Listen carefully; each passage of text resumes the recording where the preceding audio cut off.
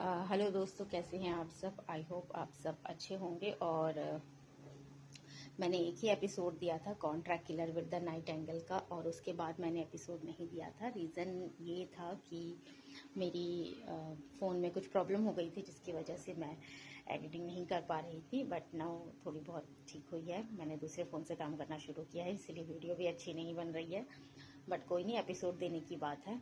आप लोगों का एपिसोड में इंटरेस्ट है तो ठीक है। सेकेंड एपिसोड आ गया है, आप लोग सुनिए। आप लोग मुझे कमेंट कीजिए कि आप लोगों को कहानी कैसी लग रही है। अब तक कहानी कैसी लगी है। ये दूसरा एपिसोड है और ये छोटा ही एपिसोड है। ऑलमोस्ट 15 एपिसोड में ये स्टोरी खत्म हो जाएगी। तो तब तक के लिए आप सुनिए इस कहानी को और बताइए कि क्या आपको लग रहा है, कहानी में आगे क्या होगा और आप इसकी कहानी के साथ कितना इंटरेस्ट ले रहे हैं। चलिए पहले कहानी सुन लीजिए, क्योंकि आप लोगों ने बहुत इंतजार किया है। सारा परिवार गुस्से में रॉबिन को देख रहा था, लेकिन रॉबिन को उनकी नजरों से कोई फर्क नहीं पड़ रहा था। पर सुवर्णा जी रॉबिन को बहुक होकर देख रही थी। पहली नजर में भले ही उन्होंने रॉबिन को नहीं पहचाना था, लेकिन जब रॉबिन ने अपना नाम बताया और ये बताया कि वह कहाँ से आया है, तो सुवर्णा जी ने एक मिनट नहीं लगाया ये पहचान के लिए कि यह उनकी बचपन की सहेली रोनिता का ही बेटा है।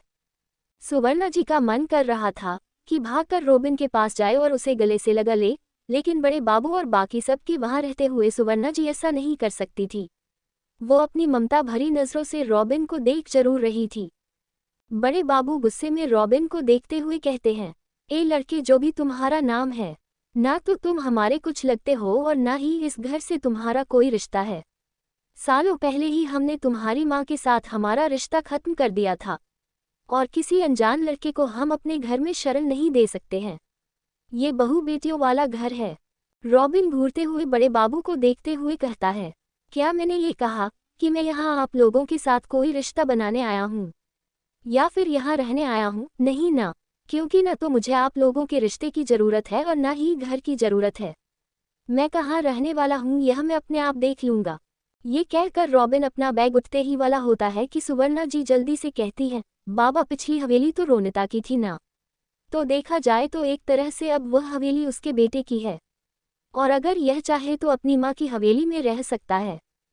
सुवर्णा जी की बात सुनकर रॉबिन अपनी आंखें छोटी करते हुए उन्हें देखने लगा। सुवर्णा जी बस ये चाहती थी कि रॉबिन को यहाँ वहाँ धक्के ना खाने पड़े, क्योंकि बड़े बाबू का इस पूरे मोहल्ले में एक नाम था, और अगर किसी को रॉबिन के बारे में पता चल जाता तो कोई उसे रहने के लिए जगह नहीं देता था। और वैसे भी सुवर्णा जी को रॉबिन के ऊपर जो प्यार भरी माया आ रही थी, उसके हिसाब से तो उनका मन कर रहा था कि रॉबिन को अपने ही घर में रख ले। पर वह जानती थी कि वह ऐसा नहीं कर सकती है, क्योंकि अगर उन्होंने ऐसा किया तो बात अनिरुद्ध और बुलबुल के रिश्ते पर आ जाएगी। इसलिए उन्होंने रॉबिन की मदद करने के लिए जानबूझकर सबके सामने यह बात कही थी। बड़े बाबू गुस्से में सुवर्णा जी को देखते हुए कहते हैं, सुवर्णा, ये क्या कह रही हो तुम? ये लड़का वहाँ कैसे रह सकता है? सुवर्ण जी कहते हैं, क्यों नहीं रह सकता बाबा, वह घर तो रोनिता का है ना। आपने भी तो उस घर को खंडहर होने दिया है, सिर्फ इसलिए क्योंकि उस घर के साथ रोनिता का रिश्ता था। जब आपका उस घर से, रोनिता से और उसके बेटे से कोई रिश्ता ही नहीं है, तो आपको क्या फर्क पड़ता है यह उस घर में रहे या उस खंडहर में? रहने दीजिए। बड़े बाबू अपनी छड़ी को उठाते हुए कुर्सी पर जाकर बैठ जाते हैं और कहते हैं, हमें क्या है, ना वह घर हमारा था और ना कभी हमने उस घर को अपना माना है। अगर कोई वहां रहता है तो वह उसकी अपनी मर्जी है, लेकिन उसका इस घर से या फिर इस घर के लोगों से कोई रिश्ता नहीं है। ये बात वह हमेशा याद रखें। रॉबिन जानता था कि बड़े बाबू ये बात उससे कह रहे हैं। उसके चेहरे पर एक तिरछी मुस्कान आ जाती है। रॉबिन अपना बैग उठना है और सुवर्ण को देखकर कहता है, थैंक यू ब्यूटीफुल लेडी। सुवर्णा जी के चेहरे पर हल्की सी मुस्कान आ जाती है, जो वह बखूबी छुपा लेती है। रॉबिन हवेली से निकलता है और पिछले हिस्से में आ जाता है, जहां पर खंडार हवेली थी। झज्जर दीवारें, टूटी हुई छत और पूरे लॉन में जंगली घास फूस उगे हुए थे। रहने लायक तो हवेली कहीं से भी नहीं थी, लेकिन रॉबिन का इसके अलावा और कोई ठिकाना भी नहीं था। वह अपने जूते से उन जंगली घास को कुचलता हुआ हवेली के अंदर जाता है। ताला तो बस दरवाजे पर लटका हुआ ही था। एक लात मारो और दरवाजा टूट गया। रॉबिन दरवाजा खोलकर अंदर जाता है तो उसकी आंखें छोटी हो जाती है। पूरे हॉल में शराब की बोतल और बियर की बोतल फैली हुई थी, जो ये बता रही थी कि आसपास के नशेड़ी यहीं पर जाकर अपना अड्डा जमते थे। रॉबिन उस खंडहर हवेली को देखता है, जो एक समय में शायद बहुत खूबसूरत रही होगी, क्योंकि ऊपर टंगा हुआ झूमर, जो आधा टूट चुका था पर आधा अभी भी लटका हुआ था, ये बता रहा था कि अपने समय में बहुत कीमती हुआ करता था। हाल में रखे हुए सोफे पर धूल मिट्टी की परत चढ़ गई थी, लेकिन उसकी बनावट ये बता सकती थी कि वह कितना शानदार था। दीवारों पर धूल चढ़ी हुई परत के साथ महंगी महंगी पेंटिंग के लगी हुई थी, और वहां पर रख एंटीक पीस और शोपीस की तो क्या ही कहने। कई चीज तो ऐसी थी जो रॉबिन ने ऑप्शन में देखी थी, पर यहाँ पर वह धूल और मकड़ी के जालों से लिपटी हुई सिर्फ 2 कौड़ी की दिख रही थी। अगर इस हवेली को सही सलामत रखा जाता तो आज इसकी चर्चा शायद विदेश तक होते। रॉबिन हैरानी से उसे खंडहर हवेली को देख ही रहा था कि उसे पीछे से एक महिला की आवाज आती है। रोनिता को इंटीरियर का बहुत शौक था, अक्सर वह तरह तरह की चीजों से अपनी हवेली को सजाया करती थी। रॉबिन पलटकर पीछे देखा है तो दरवाजे पर सुवर्णा की खड़ी थी। रॉबिन सुवर्णा जी को हैरानी से देखकर कहता है, आप कौन हैं? सुवर्णा जी मुस्कुराते हुए रॉबिन के पास आती है और कहती है, लगता है तुमने मुझे पहचाना नहीं, पर मैंने तुम्हें पहली नज़र में ही पहचान लिया था। तुम्हारी आंखें बिल्कुल रोनिता जैसी ही है। रॉबिन हैरानी से कहता है, आप मेरी माँ को जानती थी? सुवर्ण जी कहती है, कैसे नहीं जाऊंगी तुम्हारी माँ को, वह मेरी दोस्त थोड़ी ना थी, मेरी बहन थी, मेरी हमदर्द थी।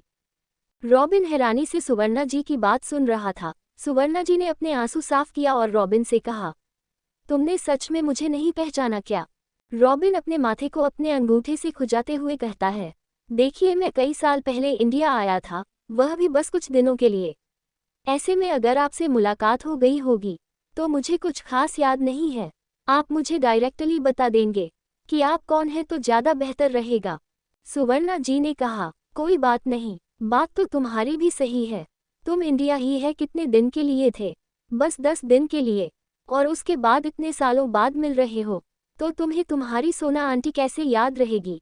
सोना आंटी, ये नाम सुनते ही रॉबिन के दिमाग में कुछ क्लिक करता है और वह हैरान हो जाता है। वह अपने दिमाग में जोर डालकर उस पल को याद करने लगता है जब उसने इस नाम को याद किया था, और तभी उसे याद आता है कि जब लोग इंडिया आए थे तो अपनी सोना आंटी के घर पर ही रुके थे, जो उसकी माँ की सहेली थी। रॉबिन हैरानी से सुवर्णा जी को देखकर कहता है, आप सोना आंटी है, वही ना जिनके यहाँ पर हम लोग ठहरे थे जब हम लोग इंडिया आए हुए थे?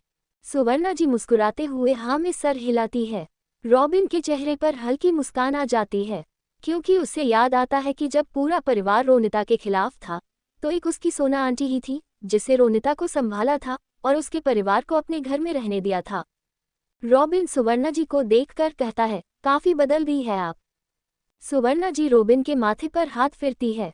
रॉबिन को एक पल के लिए सुवर्णा जी में अपनी माँ का एहसास होता है, क्योंकि इतने सालों बाद किसी ने उसके सर पर इस तरीके से प्यार से हाथ रखा था। सुवर्णा जी कहती है, देखो रॉबिन, तुम यहाँ पर रह सकते हो, क्योंकि बाबा ने इस घर को कभी भी अपनाया नहीं है, उनके लिए हमेशा ये घर रोनिता का ही रहा है। वैसे तो मैं तुम्हें अपने घर पर भी रख सकती थी, पर मैं ऐसा नहीं कर सकती हूँ, क्योंकि कुछ दिनों में मेरी बेटी की शादी अनिरुद्ध से होने वाली है और मैं बाबा के खिलाफ नहीं जा सकती हूँ।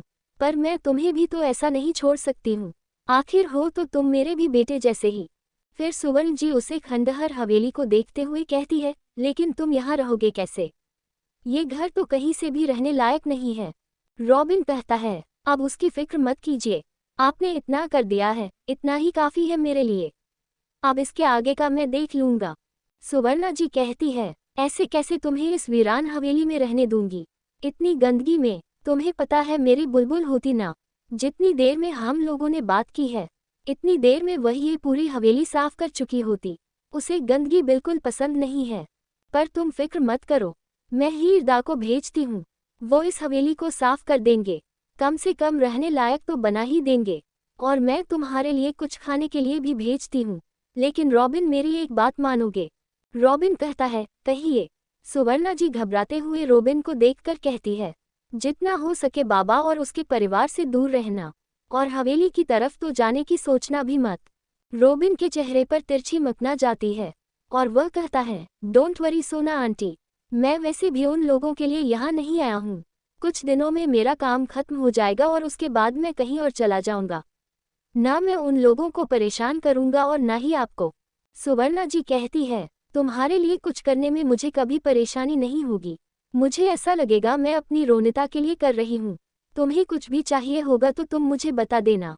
तभी सुवर्ण जी को बाहर से कुछ आवाज आती है।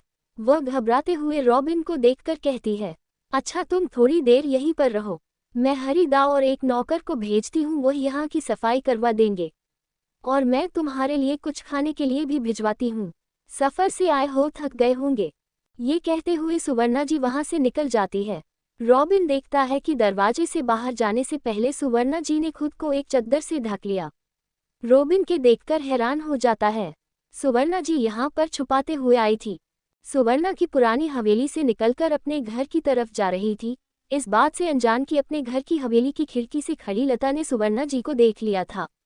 लता गुस्से में अपने हाथों की मुठ्ठियां बनती है और पास की दीवार पर मरते हुए कहती है, मेरा बना बनाया प्लान खराब कर दिया है इस लड़के ने यहाँ आकर।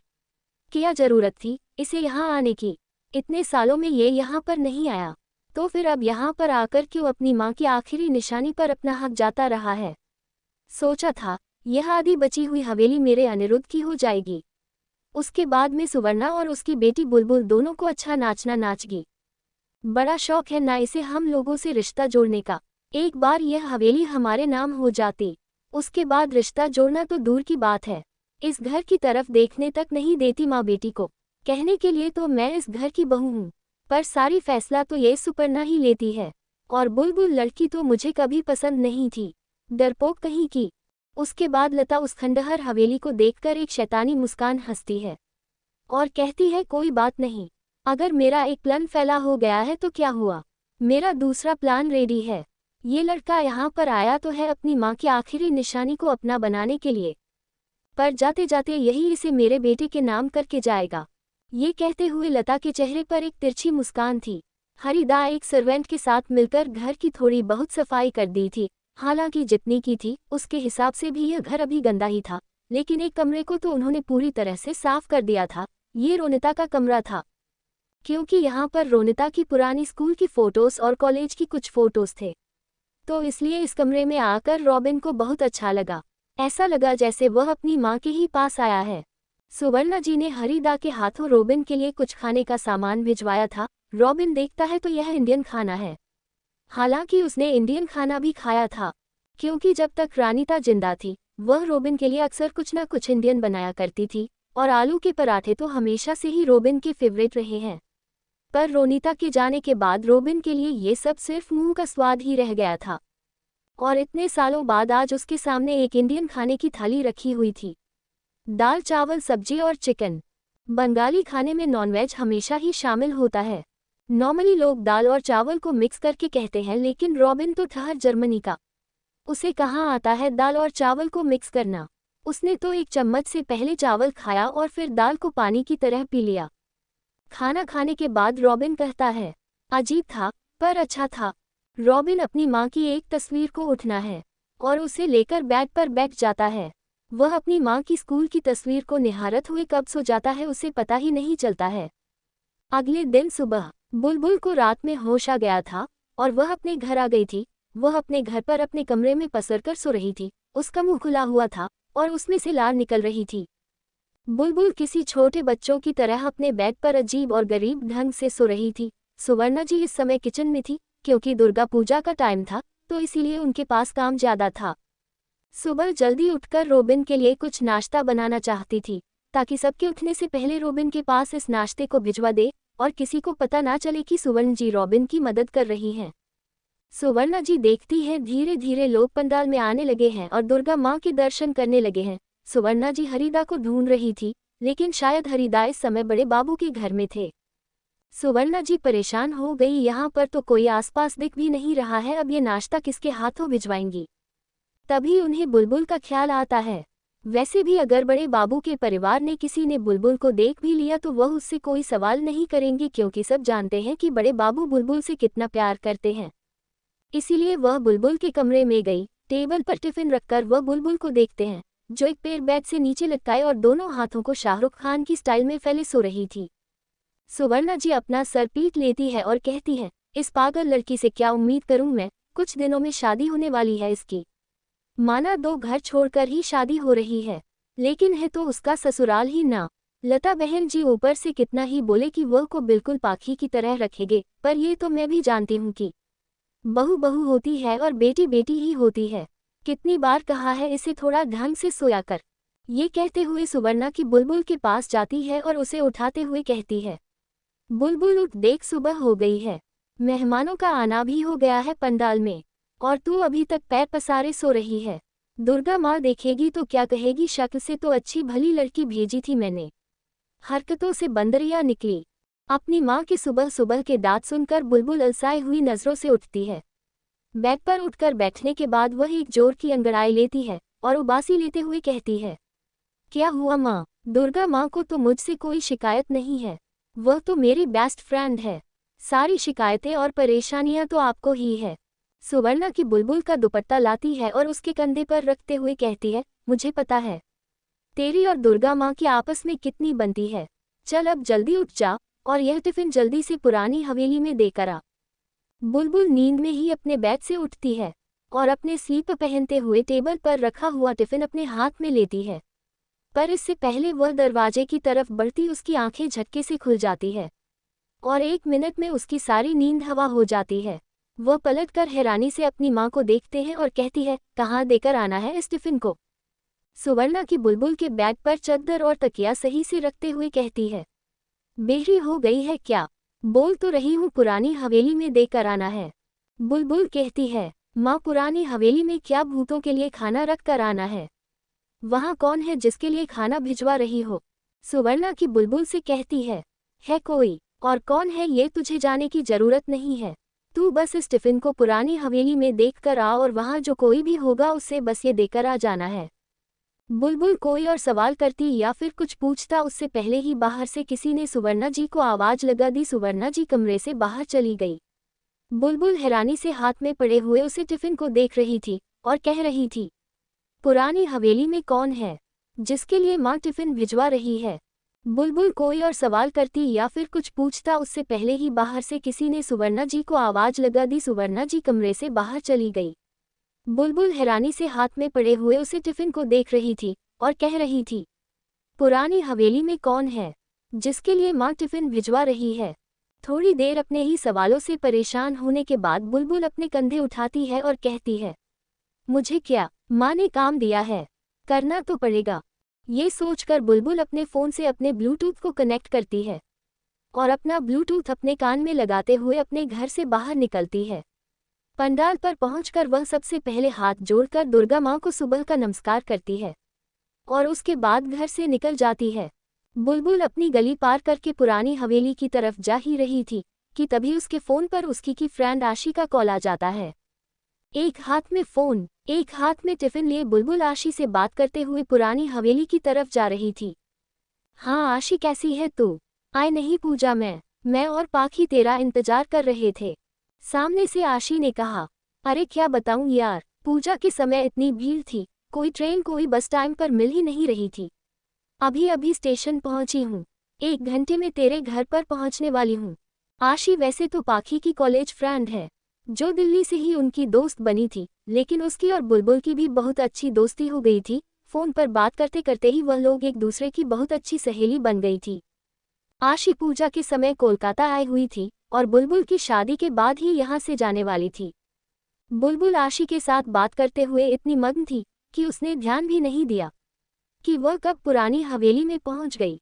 आधे जंगली घास फूस को हटाकर तो सही कर दिया गया था, लेकिन अभी भी कुछ हद तक गार्डन में जंगली घास उगे हुए थे। बुलबुल उन घास फूस को पार करते हुए आशी से बात करते हुए आगे की तरफ बढ़ रही थी, तभी उसका पैर किसी चीज में फंसता है और वह नीचे जमीन में गिरने को होती है। जमीन में रॉबिन लेटा हुआ था। बुलबुल को ऐसे गिरते हुए देख वह उसे संभाल लेता है और बुलबुल सीधे रॉबिन के सीने पर जाकर गिरती है। दरअसल रॉबिन गार्डन में एक्सरसाइज कर रहा था, वह पुशअप कर रहा था। तभी उसे एक पल के लिए लगा जैसे कि कोई उसके पैर पर उलझ गया है। उसने पीठ के बल लेटकर देखा तो सामने से बुलबुल उसके ऊपर ही गिर रही थी। टिफिन एक तरफ गिर गया और फोन दूसरी तरफ। बुलबुल का सर रॉबिन के चौड़े सीने से टकरा गया था। लोहे के जैसे सीने से टकराने पर बुलबुल अपने माथे को सहलाते हुए अपना चेहरा उठाकर रॉबिन को देखते हैं। रॉबिन अपनी भूरी आंखों से बुलबुल की उन बड़ी बड़ी आंखों को देख रहा था और बुलबुल अपनी बड़ी बड़ी पलकों को झपकते हुए रॉबिन की उन भूरी आंखों में देख रही थी। बुलबुल के कानों में ब्लूटूथ लगा हुआ था जिसमें आशी की आवाज बार बार आ रही थी, पर रॉबिन के चेहरे के अट्रैक्शन को देखते हुए बुलबुल तो बिल्कुल हिप्नोटाइज हो गई थी। रॉबिन ने घूरकर बुलबुल को देखा। उसके पूरा शरीर इस समय पसीने से तर हो रखा था। उसने बुलबुल के कंधे पर हाथ रखकर उसे अपने ऊपर से हटना चाहा, लेकिन बुलबुल तो जैसे अपने पूरे शरीर का भार रॉबिन के सीने पर ही रख चुकी थी। रॉबिन ने घूरकर बुलबुल को देखा और कहा, एक्सक्यूज मी। अब जाकर बुलबुल होश में आता है और देखती है, वह तो रॉबिन के सीने पर सांप की तरह लेटी हुई है। वह जल्दी से उठती है और खड़ी हो जाती है। रॉबिन भी उसके सामने खड़ा हो जाता है। बुलबुल की आंखें रॉबिन को देखकर हैरानी से बड़ी हो जाती है, क्योंकि रॉबिन इस समय सिर्फ रेड कलर के बॉक्सर में था, बाकी उसने कुछ भी नहीं पहना हुआ था। बुलबुल तो बस अपनी आंखें फाड़े रॉबिन को ही देख रही थी। उसका स्टील जैसा मजबूत सीना और उसके बाइसेप्स, उसके ऊपर उसके वह टैटू, वह तो गजब ही ढा रहे थे। रॉबिन कहीं से भी दिखाने पर इंडियन तो नहीं लग रहा था। उसकी बॉडी स्ट्रक्चर से लेकर उसकी फेस, सब फॉरेनर ही लग रहे थे। बुलबुल रॉबिन के उसे रेड बॉक्सर को देखकर कहती है, सुपरमैन। सामने से आशी कहती है, क्या बोल रही है, कौन सुपरमैन? बुलबुल घूरती हुई निगाहों से रॉबिन को देखती है और कहती है, मेरे सामने इस समय सुपरमैन खड़ा है, लाल चड्डी में। आशी हैरानी से कहती है, सुपरमैन, तेरा दिमाग खराब हो गया है क्या? सुपरमैन को और कोई काम धाम नहीं है क्या? पूरी दुनिया को बचाने का ठेका ले रखा है उसने, और वह सारे काम छोड़कर वहां तेरे सामने खड़ा होगा। बुलबुल अपनी निगाहों से रॉबिन को देखते हुए कहती है, खड़ा तो है। आशी हंसते हुए कहती है, ध्यान से देख, सुपरमैन नहीं होगा, कोई कबाड़ी वाला होगा। तू नींद में है ना, इसलिए तुझे सुपरमैन नजर आ रहा होगा। बुलबुल कहती है, चुप कर, कोई कबाड़ी वाला नहीं है, सुपरमैन ही है। जिस तरीके से सुपरमैन के 14 सीना होता है और वह विदेशी दिखता है, उसी तरीके से इसका भी चौड़ा सीना है, और इसके डोले शोले देखेगी तो बेहोशी हो जाएगी। क्या मजबूत कंधे हैं इसका, और पर्सनैलिटी से तो कहीं से भी हीरो से कम नजर नहीं आ रहा है। आशी कहती है, तेरा दिमाग खराब हो गया है क्या? तू उसके सामने ही उसके बॉडी की तारीफ कर रही है। देख ले, तुझे अपनी निगाहों से ही डरा रहा होगा और अगले ही पल तुझे गाली देगा। बुलबुल रॉबिन की आंखों में देखती है और कहती है, डरा तो रहा है मुझे, लेकिन गाली नहीं दे सकता है, क्योंकि दिखने में यह इंडियन नहीं लग रहा है, विदेशी लग रहा है। इसलिए इसे समझ में ही नहीं आया होगा कि मैंने इसे क्या कहा है। इसे हिंदी थोड़ी ना होगी, इसे आती है। बुलबुल डिजी। बुलबुल तेजी से दौड़ते हुए अपने घर की तरफ आती है। वह जल्दी से अपने कमरे में चली जाती है और अपने सीने पर हाथ रखकर अपने धड़कते हुए दिल को शांत करती है। आशी ने तो कॉल रास्ते में ही काट दिया था, लेकिन बुलबुल उसके चेहरे की घबराहट लिए रॉबिन को देखकर ही बढ़ गई थी। उल्टा वह रॉबिन के सामने ही उसके बॉडी पार्ट की तारीफ कर रही थी, ये सोचकर कि रॉबिन तो कोई आर राय है, उसे हिंदी थोड़ी ना आती होगी। लेकिन रॉबिन के मुंह से इतनी अच्छी हिंदी सुन कर बुलबुल के पसीने छूट गए थे। बुलबुल को याद आता है जब वह वहां खड़े हुए रॉबिन को देख रही थी और रॉबिन ने उसे यह कहा था कि उसे हिंदी आती है। बुलबुल रॉबिन के सामने खड़ी है। रॉबिन बुलबुल के पास आता है और उसके ऊपर झुकते हुए उसकी आंखों में देखकर कहता है, हर चमकने वाली चीज सोना नहीं होती है और हर विदेशी इंसान विदेश का नहीं होता है। जहां तक बात रही हिंदी की, तो वह शायद मैं इतनी तो अच्छी बोल ही लेता हूं कि सामने वाली मेरी बात समझ ले। बुलबुल बड़बड़ाते हुए कहती है, माँ ने ब्रेकफास्ट भेजा है टिफिन में। और उसके बाद बुलबुल वहां से उल्टे पैर भाग जाती है। उसे तरीके से भागता देख रॉबिन के चेहरे पर हंसी आ जाती है और वह ना में सर हिलाते हुए कहता है, सिली गर्ल। अपने घर में आकर बुलबुल रॉबिन के बारे में ही सोच रही थी। तभी हरीदा बुलबुल के कमरे की सफाई करने आते हैं। बुलबुल उन्हें देखकर कहती है, हरीदा। हरीदा कहते हैं, हाँ। बुलबुल ने कहा, पुरानी हवेली में कौन आया है? हरीदा बुलबुल के कमरे में झाड़ू लगाते हुए कहते हैं, वो तो रॉबिन बाबा है। रॉबिन का नाम सुनकर बुलबुल के चेहरे पर एक हल्की सी मुस्कान आ जाती है और वह हरीदा से कहती है, कौन रॉबिन? हरीदा ने कहा, ये रोनिता का बेटा है। रोनिता का नाम सुनकर बुलबुल की आंखें हैरानी से बड़ी हो जाती है, क्योंकि कहीं ना कहीं दबी हुई आवाज में उसने भी रोनिता का नाम सुना था। उसने चौंकते हुए कहा, पाखी और अनिरुद्ध की पीसी बुआ, वही ना जिन्होंने किसी विदेशी के साथ शादी कर ली थी।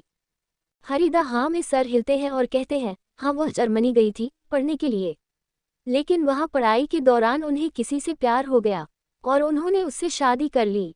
बड़े बाबू को जब उसकी शादी का पता चला तो बहुत नाराज हुए, बहुत गुस्सा हुए। यहाँ तक कि रोनिता तो अपने बेटे को लेकर आई भी थी अपने परिवार को मनाने के लिए, लेकिन गुस्सा इतना ज्यादा था कि उन्होंने रोनिता को अपनाने से इनकार कर दिया और उनके बेटे को भी नहीं अपनाया। बेचारी रोनिता विदेश में ही चल बसी और किसी को पता भी नहीं चला। उसकी मौत के 4 साल बाद हमें पता चला कि रोनिता अब इस दुनिया में नहीं रही। एक कार एक्सीडेंट में उसका और उसके पति की मौत हो गई। एक बार के लिए तो मेरे मन में आया भी कि किसी से पूछो कि रोनिता का बेटा अब कहाँ है और कैसा है, लेकिन मैं हूँ तो नौकर आदमी हूँ, बड़े लोगों के सामने कैसे यह सवाल कर सकता हूँ। पर देखो किस्मत का क्या खेल है, इतने सालों बाद रोनिता का बेटा वापस आ गया है अपनी माँ की हिस्से के घर को अपना कहने के लिए। बुलबुल हैरानी से हरिदा की बात सुन रही थी। हरिदा बुलबुल के कमरे की सफाई करके वहां से चले गए थे। थोड़ी देर बाद बुलबुल को उसकी माँ आवाज लगती है और कहती है कि उसकी कोई सहेली नीचे आई हुई है। बुलबुल को पता चल गया था कि आशी नीचे आई हुई है। बुलबुल दौड़ते हुए नीचे जाती है तो आशी आंगन में खड़े होकर दुर्गा माँ की प्रतिमा को देख रही थी। बुलबुल आशी से कई बार वीडियो कॉल पर मिल चुकी थी। वह जल्दी से जाकर आशी के गले लगाती है। आशी और बुलबुल एक दूसरे के साथ मिलकर बहुत खुश होते हैं। बुलबुल आशी को अपने कमरे में लेकर आती है और बिठाते हुए कहती है, कैसा रहा तेरा सफर। पर आशी वह अपने दुपट्टे को अपने गले से हटती है और साइड में रखिए कुर्सी पर फेंकते हुए कहती है, अरे ये सब छोड़ और यह बता वह सुपरमैन कहाँ है, मुझे भी चड्डी में सुपरमैन देखना है। आशी के यह कहने पर बुलबुल के चेहरे पर हल्का गुस्सा आ जाता है। वह आशिकी के कंधे पर मरते हुए कहती है, चुप कर बेशर्म लड़की, कुछ भी बोले जा रही है। आशी हंसते हुए कहती है, अरे यार कुछ भी नहीं बोल रही हूँ, फोन पर तेरे से जितना सुना था ना उतना ही अब उसे देखने का मन कर रहा है। बताना कहाँ है वो, और पहले तो ये बता कि वो दिखता कैसा। रॉबिन को याद करके बुलबुल के चेहरे पर हल्की सी मुस्कान आ जाती है और वह भी ख्याली में खोए हुए आशी से कहती है, दिखता तो हैंडसम है, लंबी कटकाठी है, चौड़ा सीना है, बाल थोड़ी अजीब है पर कोई नहीं उसके ऊपर सूट करता है, और उसकी वह भूरी आंखें सागर से शांत है, पर ऐसा लगता है कि अगर उन्होंने आंखों में झांकोगे तो तुम्हें अंदर तूफान मिलेगा। बुलबुल के मुंह से रॉबिन की तारीफ सुनकर आशी मुस्कुराते हुए उसे देखती है। वह बुलबुल के कंधे को अपने कंधे से टकराते हुए कहती है, पहली मुलाकात में बहुत बारीकी से ऑब्जर्व किया है तुमने अपने सुपरमैन को। अपना सुपरमैन, ये सुनकर ही बुलबुल का चेहरा लाल हो गया था, लेकिन उसने आशी के कंधे पर मरते हुए कहा, कुछ भी मत बोल। आशी हंसते हुए कहती है, मैं कहाँ कुछ कह रही हूँ, तब से तो तू ही कहे जा रही है, तेरा सुपरमैन वैसा है, तेरा सुपरमैन ऐसा है, अब जैसा भी है एक बार दिखा दे। आशी के ये कहने पर बुलबुल उसे घूर कर देखती है। आशी उसकी नज़रों को महसूस करते हुए कहती है, अब क्या निगाहों से मुझे मारने का इरादा है? वैसे भी तू क्या करेगी उसे देखकर, कुछ दिनों में तो तेरी शादी होने वाली है, क्या पता मैं उस सुपरमैन की सुपर वुमन बन जाऊं। आशी के ये कहने पर बुलबुल को अचानक से याद आ जाता है कि सच में दुर्गा विसर्जन के बाद से ही उसकी शादी की रस्में शुरू होने वाली है और कुछ ही दिनों में उसकी और अनिरुद्ध की शादी है। ऐसे में वह रॉबिन के बारे में कैसे सोच सकती है। अनिरुद्ध और बुलबुल बचपन से एक दूसरे के साथ पले बड़े हैं, लेकिन आज तक कभी बुलबुल ने सीधे अनिरुद्ध से बात तक नहीं की थी, क्योंकि उसे अनिरुद्ध के पास कुछ अनकंफर्टेबल सा लगता था। वह शुरू से ही अनिरुद्ध से दूर रहती है, लेकिन रॉबिन से तो वह पहली बार मिली है और पहली मुलाकात में ही रॉबिन की पर्सनैलिटी से वह इतनी अट्रैक्ट हो गई कि अपनी फ्रेंड के सामने उसकी तारीफ करने लग गई। हालांकि उसने कभी भी आशी के सामने अनिरुद्ध का जिक्र तक नहीं किया था। आशी को अनिरुद्ध के बारे में जब भी कुछ बताया है पाखी ने ही बताया है। बुलबुल, पाखी और आशी तीनों मिलकर आज पूजा में शामिल थे, लेकिन बुलबुल का ध्यान बार बार रहकर दरवाजे की तरफ जा रहा था। उसे ऐसा लग रहा था जैसे कि रॉबिन पूजा में जरूर आएगा। उसका मन एक बार फिर से रॉबिन को देखने का कर रहा था। वहीं दूसरी तरफ रॉबिन सिंपल सी जीन्स और सिंपल से शर्ट में पुरानी हवेली से निकलकर मार्केट में आता है। वह मार्केट में आकर एक दुकान के सामने खड़ा होता है और उनसे कहता है, सिगरेट है? दुकान वाला रॉबिन को देखा है, एक विदेशी को यहाँ ये देखकर वह थोड़ा हैरान जरूर होता है, पर फिर उसने कहा, हाँ है ना, कौन सी वाली चाहिए। रॉबिन जर्मनी में जो ब्रांड यूज करता था उसका नाम बताता है। अलग ब्रांड का नाम सुनकर दुकान वाला हैरानी से कहता है, अरे बाबू ये कौन सा ब्रांड है, इस ब्रांड की तो यहाँ पर नहीं मिलती है। रॉबिन कहता है, अच्छा ठीक है, यहाँ पर सबसे महंगा ब्रांड कौन सा है। दुकान वाले सुनकर थोड़ा हैरान हो जाता है। वह जल्दी से रॉबिन को यहाँ का सबसे महंगा ब्रांड बताता है। रॉबिन को पूरा पैकेट खरीद लेता है, क्योंकि बार बार दुकान के चक्कर कौन लगाए, वैसे भी वह यहाँ पर घूमने थोड़ी ना आया था। रॉबिन वही दुकान के सामने सिगरेट जलाकर धुएं को हवा में छोड़ रहा था, तभी उसकी नज़र गली के दूसरे कोने पर पड़ती है, जहाँ पर इस समय बड़े बाबू और सोमेन खड़े थे। बड़े बाबू और सोमेन गुस्से में रॉबिन को देख रहे थे, पर रॉबिन ने उन्हें देखकर कुछ खास रिएक्शन नहीं दिया। उन्हें तो ये भी नहीं पता था कि वो दोनों इस समय उसे घूर क्यों रहे हैं। रॉबिन अपना सिगरेट के हवा को धुएं में उड़ता हुआ वहां से वापस पुरानी हवेली की तरफ चला जाता है। रॉबिन तो वहां से चला गया, लेकिन बड़े बाबू गुस्से में उसे जाता हुआ देखते हैं और सोमेन से कहते हैं, यही संस्कार होते हैं, जब परिवार के साथ रहो तब संस्कार मिलते हैं, वरना खून तो असर दिखा ही देता है। कभी देखा है तुमने अनिरुद्ध को इस तरीके से पान बीड़ी और सिगरेट के साथ? हमने अनिरुद्ध को ऐसे संस्कार दिए हैं कि हमारे सामने ऊंची आवाज में बात तक नहीं करता है, और ये लड़का सिगरेट का धुआं को ऐसे उड़ा रहा था जैसे गुब्बारे फूल रहा है। सोनेम कहता है, बाबा जाने दीजिए ना, क्यों उसे लड़के के चक्कर में आप अपना खून जला रहे हैं। देखिए त्योहार का समय है, और वैसे भी उस लड़के ने कहा है ना, वो कुछ दिनों में यहाँ से चला जाएगा। बड़े बाबू गुस्से में कहते हैं, चल ही जाए तो बेहतर है, पता नहीं यहाँ आया ही क्यों है, जब इतने सालों में यहाँ नहीं आया था तो अब क्या लेने आया है। अगर हवेली की बात है तो एक बार कहकर देखा होता, हवेली बेचकर सारे पैसे इसके पास भिजवा दिए थे, पर इसे अपनी शक्ल दिखाने की क्या जरूरत थी। बड़े बाबू के कहने के बाद सोमेन सोचने लगता है, बात तो बाबा की सही है, ये रॉबिन अचानक से यहाँ क्या करने आ गया है, और इसके पास वह पेपर कहाँ से आए। मैंने तो कभी ऐसे किसी पेपर पर साइन नहीं किए थे, तो फिर उन पेपर पर मेरे साइन कैसे आ गए। और यह बात कि हम रोनिता की हवेली अनिरुद्ध के लिए चाहते हैं, ये बात तो हमारे घर में किसी ने सोची तक नहीं थी, तो ये करने की हिम्मत किसकी हुई।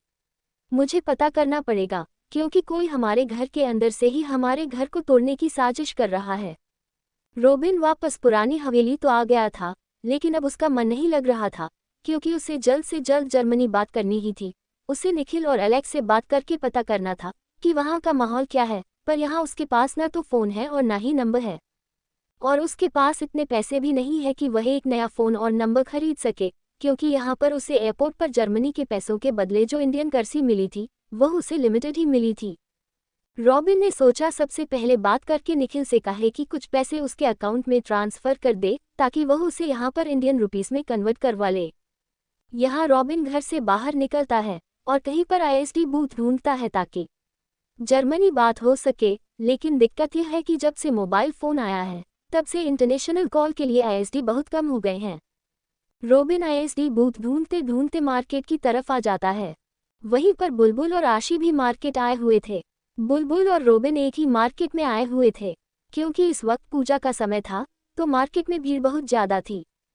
फाइनली रॉबिन को एक आईएसडी बूथ मिल जाता है और वह वहां पर जाकर सबसे पहले निखिल को कॉल करता है। बुलबुल आशी और पाखी के साथ मार्केट आई हुई थी। पाखी को शादी के लिए कुछ सामान लेना था। बुलबुल और आशी को गोलगप्पे पुचका खाना था। वह लोग मार्केट में टहलते हुए जा रहे थे। वहीं दूसरी तरफ रॉबिन भी एक आईएसडी बूथ पर था। उसने निखिल का नंबर डायल किया। इस समय इंडिया में दोपहर हो रही थी, इसका मतलब जर्मनी में शाम हो रही होगी। निखिल ने 2 रिंग के बाद ही फ़ोन उठा लिया, क्योंकि उसके फ़ोन इंडिया का नंबर फ्लैश हो रहा था, तो उसने पहचान लिया कि हो ना हो रॉबिन उसे कॉल कर रहा है।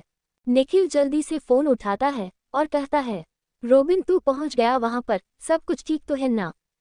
रॉबिन कहता है, हाँ यहाँ पर सब ठीक है, मैं पहुंच गया हूँ और मेरे रहने का भी इंतजाम हो गया है। निखिल कहता है, चल ये तो अच्छी बात है। रॉबिन ने कहा, अच्छा वहाँ पर माहौल कैसा है? निखिल कहता है, गरम है। पूरे जर्मनी में सैमुअल के मर्डर की खबर आग की तरह फैल गई है। हर न्यूज़पेपर और हर टीवी चैनल पर उसी के बारे में बताया जा रहा है। कुछ लोगों का कहना है कि सैमुअल को शायद किसी दूसरी गैंग ने मार गिराया है, तो कुछ का कहना है कि किसी पॉलिटिकल पावर ने उसकी जान ली है। कुछ न्यूज़ चैनल वाले तो ये भी देख रहे हैं कि सैमुअल के मर्डर के पीछे किसी नई गैंग का हाथ है। सब लोग अपने अपने तरीके से कहानी बना रहे हैं, पर सबसे बड़ी बात यह है कि रशियन माफिया इस केस को अपने तरीके से खोज रही है। उनको पूरा यकीन है कि सैमुअल की मौत साधारण नहीं है। रॉबिन तू सही वक्त पर निकल गया, वरना पकड़ा जाता, क्योंकि रशियन माफिया छोटे बड़े हर कॉन्ट्रैक्ट किलर और हर गैंगस्टर को पकड़ रहे हैं। जिन पर उन्हें जरा भी शक है उन्हें, और जिन पर उन्हें बिल्कुल भी शक नहीं है उन्हें भी। सिर्फ जर्मनी से ही नहीं बल्कि Denmark, Poland, Netherland, Belgium, Australia और स्विट्जरलैंड, वहां से भी लोगों को पकड़ कर लाया गया है। रशियन माफिया बहुत ही खतरनाक तरीके से सैमुअल के हत्यारे को ढूंढ रही है। तो तेरी भलाई इसी में है कि तू जितना हो सके उतना छुपा रहे। और हाँ, दोबारा फोन करने की कोशिश मत करना, क्योंकि कल ही हमने रशियन माफिया के कुछ लोगों को हमारे इलाके में देखा है। रॉबिन घबराते हुए कहता है, तुम लोग ठीक तो हो ना? निखिल कहता है, हाँ हम लोग तो ठीक हैं, पर जिस तरीके से वह लोग इस इलाके में घूम रहे थे मुझे कुछ ठीक नहीं लग रहा है। मैं तो कह रहा हूँ कि तू यहाँ पर फोन ना ही कर तो ज़्यादा बेहतर है। बहुत जरूरी होने पर ही फोन करिए। रॉबिन अपनी आंखें बंद कर लेता है और अपने दांत पीते हुए कहता है, एक गलती ने हम सबको कहाँ से कहाँ पहुँचा दिया है। ठीक है, मैं बहुत ज़रूरी होने पर ही फ़ोन करूँगा और कोशिश करूँगा कि तुमसे कांटेक्ट ना कर सकूँ, लेकिन फ़ोन रखने से पहले एक बात है, तुम लोग मेरे अकाउंट में कुछ पैसे भेज दो। यहाँ पर पैसे बहुत खर्च हो रहे हैं। निखिल कहता है, ठीक है, हम तेरे अकाउंट में 10 लाख यूरो भेजते हैं। तू वहाँ पर अपनी ज़रूरत का सामान ही लेना, क्योंकि साथ में तो तू अपने कुछ लाएगा नहीं। और फिर तेरी उसे प्रॉपर्टी का क्या हुआ? रॉबिन कहता है, हाँ वो प्रॉपर्टी मेरी माँ के नाम ही है और मेरी माँ की फैमिली ने मुझे अपने से मना कर दिया है। खैर, मुझे भी कौन सा उनकी पड़ी है। मैं 1-2 दिन में यहाँ पर किसी प्रॉपर्टी डीलर से मिलकर उस पुरानी हवेली को बेच दूंगा और उसके जो भी पैसे होंगे उसे लेकर मैं दूसरे शहर चला जाऊंगा। मुझे लगता है मुंबई ज़्यादा बेहतर ऑप्शन है। निखिल कहता है, ठीक है, तो तू मुंबई चला जा। मुंबई में मेरी एक पहचान का दोस्त रहता है, मैं उसे कह दूंगा तू आने वाला है। आने से पहले मुझे एक बार इन्फॉर्म कर देना। रॉबिन ठीक है बोलता है और फ़ोन रख देता है। रॉबिन कॉल का बिल पे करता है। वहीं दूसरी तरफ बुलबुल और उसकी सहेलियां अभी भी मार्केट में घूम रही थी। पाखी कहती है, यार चलो ना, मुझे ऑरेंज कलर का दुपट्टा नहीं मिल रहा है। आशी कहती है, क्या यार तुम लोग तब से मुझे यहाँ वहाँ घूम रहे हो, मुझे भूख लगी है, तुम लोग ने कहा था कोई पुचका खिलाओ। खिलाओ ना। पाखी ने कहा, हाँ चलो सामने स्टोव पर चलते हैं, पहले दुपट्टा ले लेंगे फिर पुचका खा लेंगे। वो लोग आगे बढ़ ही रहे थे कि तभी बुलबुल की चप्पल किसी चीज में फंसकर टूट जाती है। बुलबुल अपनी चप्पल को देखते हैं और कहती है, सत्यानाशी फिर से टूट गई। पाखी घूरते हुए बुलबुल को देखते हैं और कहती है, 100 कंजूस मरे होंगे तब जाकर तू पैदा हुई है। अरे पागल लड़की, पिछले 2 साल से यह चप्पल चला रही है, अब तो इसका अंतिम संस्कार कर दे। ये खुद कह रही है कि मैं चल बसी हूँ। इस चप्पल में डिजाइन से ज्यादा तो टैंक हैं। बुलबुल कहती है, ऐसे कैसे छोड़ दूं इस चप्पल को, शुक्र बाजार से पूरे 200 रुपये में खरीदी है मैंने, और अभी तो बस 2 साल चली है। 2 साल ये और चलेगी। तुम लोग एक काम करो, दुपट्टे वाली दुकान में पहुंचे, मैं इस चप्पल में टाँके लगवा कर आता हूँ। पाखी आशी हाथ पकड़ती है और कहती है, टाँके लगने के लिए चप्पल में जगह भी तो होनी चाहिए। पाखी आशी हाथ पकड़कर उसे दुपट्टे वाली दुकान में ले जाती है और बुलबुल बाजार के कोने पर बैठे एक मोची के पास जाकर अपनी चप्पल में टाँके लगवा रही थी। सभी साइड की बाइक पर बैठे 2 लड़के बुलबुल को देखकर कहते हैं, अरे यार, खूबसूरत लड़कियों के पैर जमीन पर अच्छे नहीं लगते हैं। दूसरा लड़का कहता है, हाँ यार, मेरा बस चले तो मैं ही उसके पैरों की चप्पल बन जाता। पहला लड़का बेशर्मों की तरह कहता है, अरे यार, चप्पल नहीं बन सकते तो क्या हो गया, उसके पैरों में चप्पल पहनना भी तो बहुत बड़ी बात है। बुलबुल को गुस्सा आ गया था। अब तक मोची वाले ने बुलबुल की चप्पल पर टाँके लगाकर उसे दे दिए थे।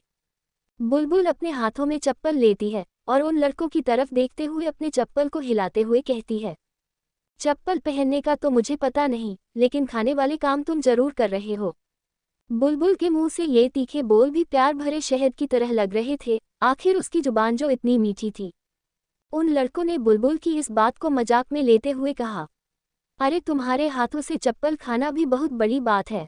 बुलबुल अपने चेहरे पर एक लंबी सी मुस्कान लाती है और कहती है, अगर ऐसी बात है तो मैं तुम्हारी इच्छा भी पूरी कर देती हूँ। ऐसे कहते हुए बुलबुल अपनी चप्पल उस लड़के की तरफ फेंकती है।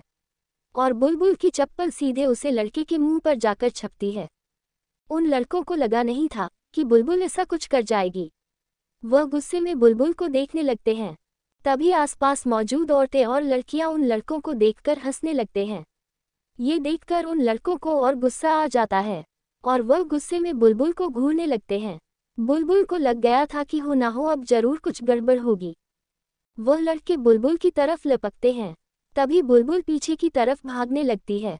बुलबुल उन लड़कों से भाग रही थी और वह लड़के तेजी से बुलबुल का पीछा कर रहे थे। बाजार से निकलते ही बुलबुल गली में पहुंच जाती है और वह लड़के भी बुलबुल के पीछे पीछे गली में पहुंच जाते हैं। बुलबुल और तेजी से भागती है, पर इससे पहले कि बुलबुल दूसरी गली में जा पाती, वह किसी से टकरा जाती है और कोई उसे कमर से थाम लेता है। बुलबुल हैरानी से अपनी आंखें बड़ी किए हुए सामने देख रही थी, तो सामने रॉबिन खड़ा था, जो अपनी भूरी निगाहों से बुलबुल को ही घूर रहा था। दरअसल रॉबिन मार्केट से वापस पुरानी हवेली की तरफ जा रहा था, लेकिन कोलकाता की भूल भुलैया वाली गलियों में वह खो गया था और अब उसे पता ही नहीं चल रहा था कि वह किस तरफ जा रहा है। रॉबिन यूं ही गालियां पार कर रहा था कि तभी बुलबुल रॉबिन से जाकर टकरा जाती है और रॉबिन बुलबुल को कमर से पकड़ लेता है। बुलबुल अपनी आंखें टिमटिमाते हुए रॉबिन को देख रही थी। रॉबिन घूरते हुए बुलबुल को देखा है और कहता है, तुम्हें चलने में कोई दिक्कत होती है क्या? रॉबिन की बात सुनकर बुलबुल हैरानी से कहती है, क्या? रॉबिन घूरकर बुलबुल को देखा है और कहता है, तुमसे जमीन पर चलना नहीं होता है क्या? हर समय गिरती क्यों रहती हो? और गिरती हो सो अलग बात है, मेरी गोद में आकर ही क्यों गिरती हो? बुलबुल हैरानी से बस रॉबिन को देख ही रही थी कि तभी पीछे से वह दोनों लड़के आ जाते हैं और हैरानी से रॉबिन और बुलबुल को देखने लगते हैं। रॉबिन की सर्द निगाहें उन दोनों लड़कों के ऊपर पड़ती है और बुलबुल जल्दी से रॉबिन से अलग होती है और उसके पीछे छुपते हुए कहती है, बचाओ। भले ही वह दोनों लड़के गुंडे टाइप थे, लेकिन रॉबिन की चौड़ी कद काठी और पर्सनैलिटी के आगे बिल्कुल फीके लग रहे थे। रॉबिन उन लड़कों को घूरकर देखता है और कहता है, क्या हो रहा है यहाँ पर? वह लड़के जो रॉबिन को हिंदी बोलता हुआ देखते हैं तो हैरान हो जाते हैं और फिर हंसता हुआ एक कहता है, अरे तुम्हें हिंदी आती है? हम कहीं परेशान हो रहे थे कि विदेशी से लड़की कैसे लें। दूसरा वाला कहता है, ए लड़के यहाँ घूमने आया है तो फालतू में हमारे मामले में टांग मत अड़ा, चल निकल यहाँ से। रॉबिन तीखी निगाहों से उन लड़कों को देखा है और कहता है, और अगर ना जाऊं तो? वह दोनों लड़के रॉबिन को देखकर कहते हैं, तो फिर ठीक है, जो जीता लड़की उसकी। रॉबिन की निगाहें सर्द हो जाती है। वह एक नज़र बुलबुल को देखा है, जो सहमी हुई नज़रों से रॉबिन को देख रही थी। रॉबिन उन दोनों लड़कों को देखते हुए कहता है, जो जीता लड़की उसकी। वह दोनों लड़के एक साथ हाँ में सर हिलाते हैं। रॉबिन बुलबुल की बाजू को पकड़ता है और उन लड़कों की तरफ थोड़ा सा आगे धकेलते हुए कहता है, तुम जीते, लकड़ी तुम्हारी। उन दोनों लड़कों की आंखों में चमक आ गई, लेकिन बुलबुल का चेहरा हैरानी से भर गया। रॉबिन पीछे मुड़कर जाने लगा। बुलबुल जल्दी से रॉबिन के पास आती है और उसकी बाजू पकड़कर खींचते हुए कहती है, अरे क्या कर रहे हो सुपरमैन? क्यों मुझे विलेन के पास छोड़कर जा रहे हो? तुम तो सुपरमैन हो ना, और सुपरमैन तो हीरो होते हैं। रॉबिन अपनी निगाहें छोटी करते हुए बुलबुल को देखा है और कहता है, सुपरमैन। बुलबुल मासूमियत के साथ सर हाँ में हिलती है और कहती है, हाँ बिल्कुल, तुम सुपरमैन ही तो हो। उसके बाद बुलबुल रॉबिन कमर को देखते हुए कहती है, माना चड्डी ऊपर नहीं है, पर अंदर तो पहनी होगी ना। रॉबिन की आंखें हैरानी से बड़ी हो जाती है और वह गुस्से में बुलबुल से कहता, क्या बकवास कर रही हो? लेकिन बुलबुल मासूमियत के साथ कहती है, अरे सुपरमैन, देखो चड्डी ऊपर पहनो या अंदर, चड्डी में पावर उतनी ही होती है, तो जाओ जाकर इन्हें अपनी चड्डी की, मेरा मतलब है अपनी पावर दिखाओ और लड़ो उनके साथ। रॉबिन गुस्से में कहता है, लेकिन मुझे लड़ना ही नहीं है। पर इससे पहले रॉबिन आगे जा पाता, बुलबुल रॉबिन का हाथ पकड़ लेती है और उसे मासूमियत के साथ देखकर कहती है, अरे ऐसे कैसे नहीं लड़ना है सुपरमैन? इतनी बॉडी सोडाई, डोले शोले ये सब किस काम के हैं? कहीं ऐसा तो नहीं है कि तुम्हारी यह सुपरमैन जैसी बॉडी नकली है और तुमने ये डोले शोले हवा भरकर बनाए हैं? रॉबिन बस बुलबुल को घुरता हुआ देख रहा था। उसने सोचा नहीं था कि दुनिया में कोई इतना भी स्टूपिड हो सकता है। वह लड़के धीरे धीरे बुलबुल के पास आने लगते हैं। बुलबुल जब उन्हें अपने पास आता देखी है तो रॉबिन की शर्ट की बाजू पड़ती है और उसे खींचते हुए कहती है, अरे देखो सुपरमैन, प्लीज मेरी मदद करो। अरे मैं तो लड़की हूँ, मैं क्या कर लूंगी। और अब जबकि तुम्हारी बॉडी भी किसी काम की नहीं है, पर फिर भी तुम तो ठहरे आदमी ना, 2-4 हाथ पर भी गए तो क्या हो गया। बस ये लड़के मार मार के तुम्हारा भरता ना बना दे। उनमें से एक लड़का बुलबुल के बहुत करीब आ गया था। बुलबुल रिक्वेस्ट भरी नजरों से रॉबिन को देख रही थी और रॉबिन बस अपनी हैरान नजरों से बुलबुल को देख रहा था। वह लड़का अपना हाथ बढ़ाकर बुलबुल के हाथ को पकड़ने के लिए आगे आ ही रहा था कि तभी रॉबिन ने उसका हाथ बीच में ही पकड़ लिया। रॉबिन की पकड़ इतनी मजबूत थी कि उसे लड़के के हाथ की हड्डियां चटक रही थी। वह अपनी आंखें बड़ी किए हुए रॉबिन को देख रहा था। रॉबिन पहले घूरते हुए उस लड़के को देखा है और फिर बुलबुल को देखा है, जो अपनी आंखें बड़ी की हो और मुंह फाड़े रॉबिन को देख रही थी। रॉबिन घूरते हुए बुलबुल को देखकर कहता है, वह क्या था जो बना रहे थे। बुलबुल हैरानी से रॉबिन को देखते हैं और उसकी बात समझने की कोशिश करती है। रॉबिन ने कहा, अरे अभी अभी तुम ही ने कहा ना, ये लड़के मेरा कुछ बनाएंगे। क्या था वह। बुलबुल को याद आता है और वह हड़बड़ा आते हुए जल्दी से कहती है, भरता। एक हाथ से उस लड़के के हाथ को मरोड़ते हुए बुलबुल को देखा है और हैरानी से पूछता है, भरता क्या होता है। बुलबुल मासूमियत के साथ कहती है, तुम्हें भरता नहीं पता। रॉबिन नाम में सर हिलता है। बुलबुल कुछ सोचती है और फिर रॉबिन से कहती है, अरे भरत वह होता है जो बैंगन का बनता है। तभी वह दूसरा आदमी भी रॉबिन को मारने के लिए आगे आता है। बुलबुल जल्दी से डर कर 2 कदम पीछे हो जाती है और रॉबिन से कहती है, मैं तुम्हें बैंगन का भरता बनाकर जरूर खिलाऊंगी, पर सबसे पहले तुम इनका भरता बना दो।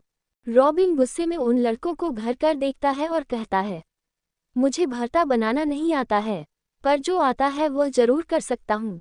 इसी के साथ रॉबिन अपने मजबूत हाथों का एक मुक्का उस दूसरे लड़के के मुंह पर मरता है। वह वहीं जमीन पर ढेर हो जाता है और पहला लड़का अपना हाथ पकड़े हुए गली में भाग जाता है, क्योंकि बेचारे के हाथ में फ्रैक्चर हो गया था। रॉबिन ने उन तीनों लड़कों की हालत खराब कर दी थी। रॉबिन अपनी कलाई को मोड़ता हुआ बुलबुल को देखता है, जो अपनी आंखें फाड़े हुए और मुंह खोले हुए जमीन पर पड़े हुए उन लड़कों को देख रही थी। रॉबिन बुलबुल के पास आता है और उसके मुंह को हाथ से बंद करते हुए कहता है, नाम क्या है तुम्हारा। बुलबुल आंखें फाड़े हुए रॉबिन को देखती है और अपनी बड़ी बड़ी पलकें झुकाते हुए हाथ बढ़ाते हुए कहती है, बुल बुल। रॉबिन घूरते हुए बुलबुल को देखता है और कहता है, बुल। बुलबुल इतने धीरे बोल रही थी कि रॉबिन को सिर्फ बुल सुनाई दिया। उसे लगा बुलबुल कह रही है बुल यानी कि बैल बैल। रॉबिन कहता है, थोड़ा अजीब सा नाम नहीं है तुम्हारा, मतलब कौन अपना नाम बुल रखता है। रॉबिन की बात सुनकर बुलबुल जल्दी से कहती है, नहीं बुल नहीं बुलबुल। रॉबिन अपने कपड़े झड़कते हुए कहता है, क्या फर्क पड़ता है, 1 बार बुल हो या 2 बार बुल, वैसे तुम कहीं से भी बुल जैसी लगती नहीं हो। बुलबुल जल्दी से कहती है, नहीं नहीं, आप गलत समझ रहे हैं सुपरमैन, मेरे नाम का मतलब वह वाला बुल नहीं है। रॉबिन घूर कर बुलबुल को देखता है और कहता है, तो क्या मतलब है तुम्हारे नाम का। बुलबुल को सोचती है और कहती है, बुलबुल का मतलब है बर्ड, बुलबुल एक बर्ड का नाम है। रॉबिन की आंखें छोटी हो गई बुलबुल को देखकर। उसने बुलबुल से कहा, तो तुम्हारे नाम का मतलब बर्ड है। बुलबुल जल्दी से हाँ में सर हिलाती है। रॉबिन कहता है, ठीक है तो मिस बर्ड, तुम्हें पता है मैं रहता कहाँ हूँ। बुलबुल की आंखें बड़ी हो जाती है और वह रॉबिन को अपनी बड़ी बड़ी आंखों से देखने लगती है। रॉबिन बुलबुल को घूर कर देखता है और कहता है, मुझे बाद में घूर कर देख लेना, पहले बताओ क्या तुम्हें मेरे घर का रास्ता पता है। यहाँ के रास्ते इतने अजीब हैं कि मैं तो इन्हीं में खोकर रह गया हूँ।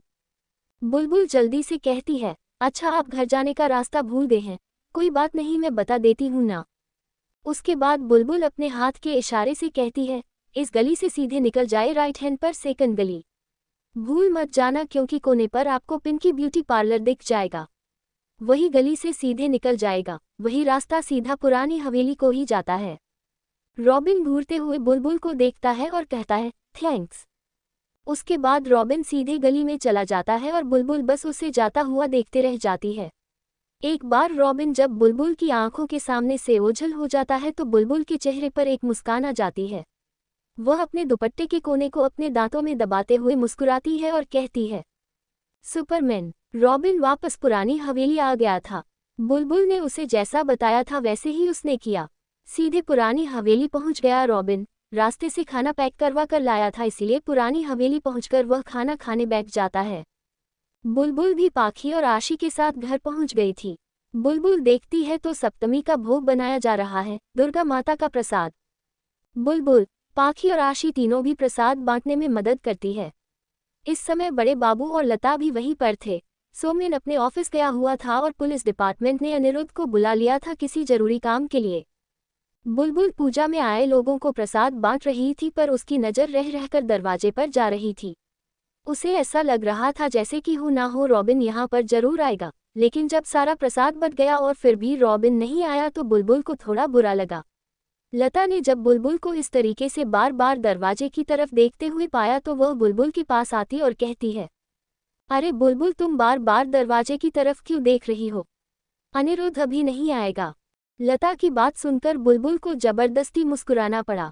तभी सुवर्णा जी बुलबुल के पास आती और कहती है, बुलबुल मेरे साथ थोड़ा रसोई में आओ, कुछ काम है। बुलबुल बाकी का काम पाखी और आशी को बताकर सुवर्णा जी के पास रसोई में जाती है और कहती है, हाँ माँ बताए क्या काम है। सुवर्णा जी एक लंच बॉक्स पैक करके बुलबुल को देते हुए कहती है, इसे पुरानी हवेली में ले जाकर रॉबिन को दे दे। सुवर्णा जी के ये कहते ही बुलबुल के चेहरे पर चमक आ जाती है, लेकिन वह हैरान होते हुए सुवर्णा जी को देखती भी है। सुवर्णा जी परेशान होते हुए कहती है, पता नहीं बेचारा बच्चा दोपहर में कुछ खाया भी होगा या नहीं। मैं किसी और को नहीं भेज सकती, अगर बाबा को पता चल गया तो बहुत नाराज होंगे, इसलिए तुझे भेज रही हूँ। अगर किसी ने तुझे देख भी लिया तो बाबा तुझे बहुत प्यार करते हैं, वह तुझे कुछ भी नहीं कहेंगे, लेकिन फिर भी तू पीछे के रास्ते से जाना और हाँ इस बात का ध्यान रखना कि रॉबिन सारा खाना खाए। पता नहीं अपने देश में क्या क्या खाता रहता है, पेट देखा है कितना पतला है उसका। मैं तो सोच रही हूँ जितने दिन यहाँ पर रहेगा उसे अच्छे से खिला खिला के मोटा करके भेजूंगी। सुवर्णा जी का प्यार रॉबिन के लिए देखकर बुलबुल के चेहरे पर मुस्कान आ जाती है और वह हाँ में सर हिलाती है। बुलबुल लंच बॉक्स को लेकर पीछे के रास्ते निकलते हुए पुरानी हवेली की तरफ जाने के लिए निकल जाती है। वही पुरानी हवेली में रॉबिन को इंडियन खाने की आदत नहीं थी और बाहर के खाने की तो बिल्कुल भी नहीं थी। बाहर का स्ट्रीट फूड खाकर रॉबिन के पेट में हल्का हल्का दर्द होने लगा। रॉबिन अपना पेट पकड़ता है और इधर से उधर टहलते हुए कहता है, यार यह इंडियन लोग इतना मिर्च और तीखा कैसे खा लेते हैं, लगता है मुझे वॉशरूम जाना ही पड़ेगा। ये सोचते हुए रॉबिन कमरे में जाता है और वहां पर अपने वॉशरूम में जाता है, पर जैसे ही वह वॉशरूम का दरवाजा खोलता है उसकी आंखें हैरानी से बड़ी हो जाती है। रॉबिन अपना नाक बंद करके वापस कमरे में आता है और कहता है, यक। रॉबिन को टॉयलेट देखकर उल्टी आ रही थी। दरअसल रॉबिन का टॉयलेट ओवरफ्लो हो गया था और सीवर का गंदा पानी उसके बाथरूम में फैल गया था। अब पुरानी हवेली में सालों से उस टॉयलेट का इस्तेमाल नहीं किया गया है तो जाहिर सी बात है कचरा तो जाम होता ही। वह तो सुवर्णा जी के भेजे हुए नौकर ने किसी तरीके से टॉयलेट को क्लीन कर दिया था, लेकिन ओवरफ्लो होने की वजह से सीवर का पानी पूरे टॉयलेट में फैल गया था। टॉयलेट से बहुत गंदी बदबू आ रही थी और रॉबिन से तो वहां खड़ा भी नहीं हुआ जा रहा था। रॉबिन जल्दी से अपनी नाक बंद करते हुए टॉयलेट के पास जाता है और उसका दरवाजा लगाता है। वह अपने चेहरे पर घिन के एक्सप्रेशन रखते हुए कहता है, अब ये क्या नई मुसीबत है। तभी रॉबिन को अपने पीछे से एक लड़की की आवाज आती है। क्या हुआ? रॉबिन अचानक से चौंक जाता है और चिल्लाते हुए पीछे देखता है, मम्मी। फ्लश्ड। रॉबिन के पीछे इस समय बुलबुल खड़ी थी। बुलबुल को देखकर रॉबिन की आंखें हैरानी से बड़ी हो जाती है और वह कहता है, तुम अंदर कैसे आई? बुलबुल मासूमियत के साथ कहती है, दरवाजे से। रॉबिन घूरते हुए बुलबुल को देखा है और कहता है, लेकिन दरवाजा तो बंद है ना, मैंने खुद अपने हाथों से अंदर से दरवाजा बंद किया है। बुलबुल भी ताव में कहती है, हाँ बड़ा गोदरेज का ताला लगा हुआ है ना तुम्हारी शाही दरवाजे पर। इस पुरानी हवेली का टूटा फूटा दरवाजा है, एक हाथ मारूंगी और बिखर जाएगा। रॉबिन घूमते हुए बुलबुल को देखा है और कहता है, तुम यहाँ पर कर क्या रही हो? बुलबुल कहती है, अरे माँ ने तुम्हारे लिए दोपहर का खाना भेजा था, बाहर टेबल पर रखा हुआ है। खाने का नाम सुनकर रॉबिन अजीब सा चेहरा बनाकर बुलबुल को देखता और कहता है, नहीं खाना है मुझे कोई खाना। पता नहीं तुम लोग कैसे खाना खाते हो, तुम्हारे यहाँ का खाना खाकर मेरा पेट खराब हो गया है। अब मुझे वॉशरूम यूज करना है और यहाँ वॉशरूम इतना गंदा हो रखा है, अब बताओ क्या करूँ मैं। बुलबुल हैरानी से रॉबिन को देखती है और फिर वॉशरूम के दरवाजे को देखने लगती है। बुलबुल कुछ सोचती और उसके बाद कहती है, मेरे साथ चलो। रॉबिन कहता है, कहाँ जाना है? तुम मुझे अपने घर तो नहीं ले जा रही हो? बुलबुल कहती है, अरे बाबा, मैं तुम्हें अपने घर कैसे ले जा सकती हूँ? वहाँ पर तो पूजा का पंडाल लगा हुआ है ना, सब लोग हैं वहाँ पर, तो तुम्हें वहाँ नहीं लेकर जा सकती हूँ और दादू के घर भी नहीं लेकर जा सकती हूँ। वहाँ किसी ने तुम्हें देख लिया तो और लेने के देने पर जाएंगे। इसके अलावा एक और जगह है जहाँ पर जा सकते हो और जो भी तुम्हें आए है वह कर सकती हो।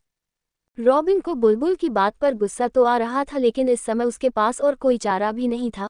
उसने अपने दांत पीसते हुए बुलबुल से कहा, जो करना है जल्दी करो, आई कांट कंट्रोल।